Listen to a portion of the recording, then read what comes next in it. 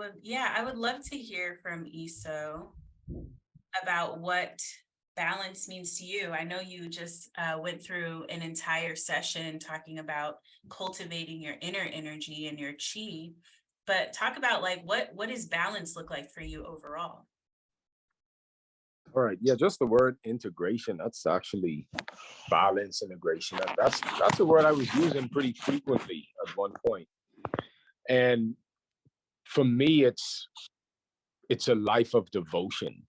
You know, I one even when we talk about like nothingness, you know, just acquiring, understanding nothingness, the true mind, enlightenment.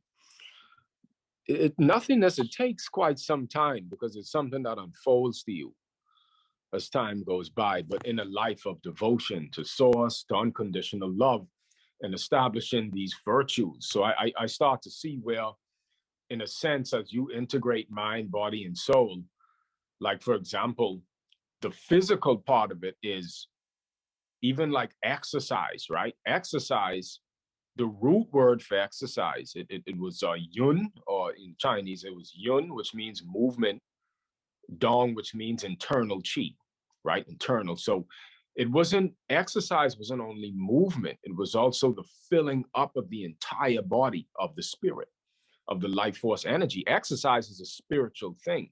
And I'm saying all this to say I realized that, you know, from learning from Grandmaster and my Shifu, that the the perspective of the Shaolin monks, they treated meditation like it was the Olympics. Okay. So I would prep and do things in order to not do. So it was a doing to open up channels, increase my life force energy. But then after that doing, it's like a sacred doing that gets you to understand the non-doing of devotion to life, to Tao, to, you know, to establishing virtues, and realizing too that it isn't just cultivating chi or the breath, but the building of character, you know, building your character. And I think from my experience over the years as a young man too, as developing sexual temperaments and being able to look into at someone, at a woman, you know, even a woman at a man, and not to allow the fantasy or desire realm to take over, to where instead of that person defining themselves to you, which they are you, but when you fill up with so much fantasies, it fills up the moment, and you kind of define the moment or impose your will on the moment. That's, I think, what's called inquisitional analysis. All right. Instead of coming empty, devoted, that type of unconditional love, where you allow nature, you allow that person, you allow them to define themselves to you. All right.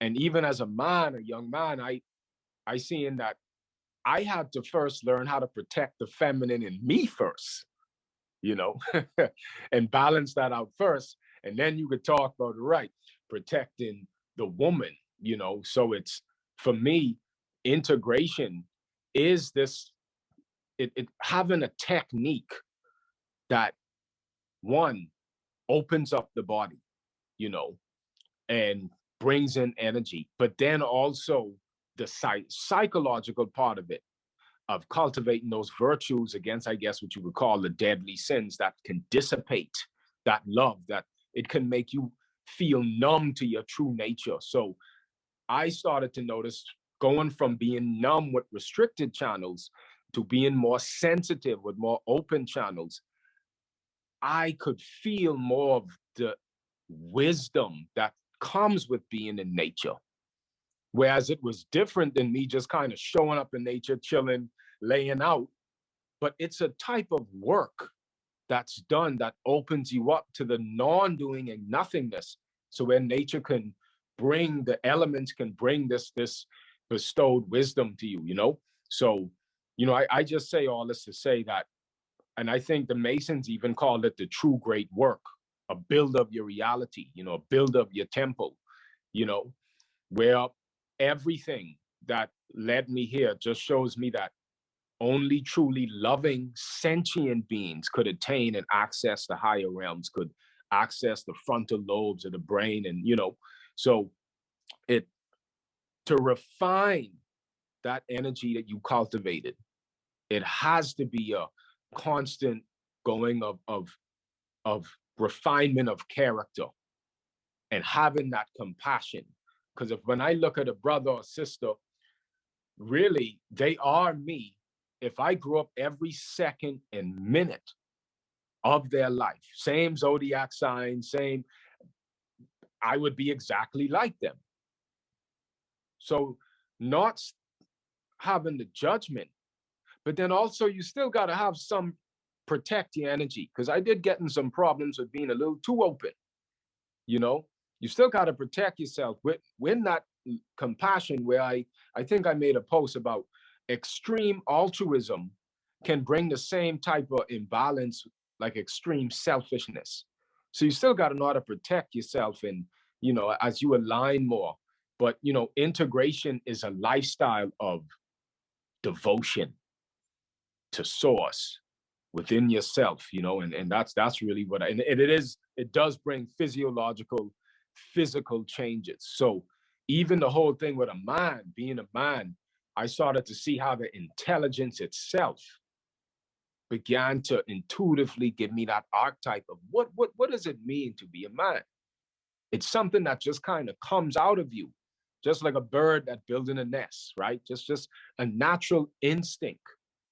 But I had to first see that there's an automatic procedure in me. Just like when I get a cut in the arm, I scrape my knee. I don't necessarily have to do anything for it to heal, but I could put a Band-Aid over it, some peroxide, and do the protocols to protect that regenerative process. So what I'm seeing is, as regeneration, as ascension, you are already ascended, and the light is already working on you. The light is already obsessed with you. It's just that we didn't integrate with it. So because we became so unconscious of this regenerative ascension process, the adjustments of it start to look like suffering. It looks like disease. But that adjustment it's still the same thing as a yogi that's conscious of it. So all of us are masters already. Hence, that's why they say you either a foolish master or a conscious, wise master. Everyone is already on this quote unquote path. And in reality, there really is no path, because we are already what we seek to become. It's just, again, realizing one, as I get that cut, I didn't seek for a cure, but there were protocols that assisted a intrinsic value that I begin to, that it's just me, it's just my identity. I'm not trying to make it happen, but I am trying to stop that those self destructive habits I may have picked up along the way that can delay the process of being unconscious of it. So integration is just merely just seeing, wait a minute, there are regenerative forces that are already backing me up. Once I can have a beautiful technique for the body to open up, which then allows me to surrender. That's all it comes to me, is surrender. When I can surrender that type of love, that then opens up my channels, awakens me. I start to see how that type of surrender gives me a type of love that I can give to my family, to a woman, to friends, because as you pour in all of this light, it kind of overflows and trickles into the people around you, man. So, yeah, and that's just my rant. All right. Much love. You dropped so many gems in that there, Eso. Thank you. Some fire gems on top of that. Yes. It's the art of surrendering, right? And it reminds me of like the nursery rhyme, and we all are familiar, like row, row, row your boat gently down the stream. Merrily, merrily, merrily, merrily, life is but a dream. So like, instead of fighting against the current, just surrender. Surrender into the experience. Surrender into your beingness, right? I love that. And then I love the idea of like, everyone's a master, whether you're conscious or you're unconscious master. Yes.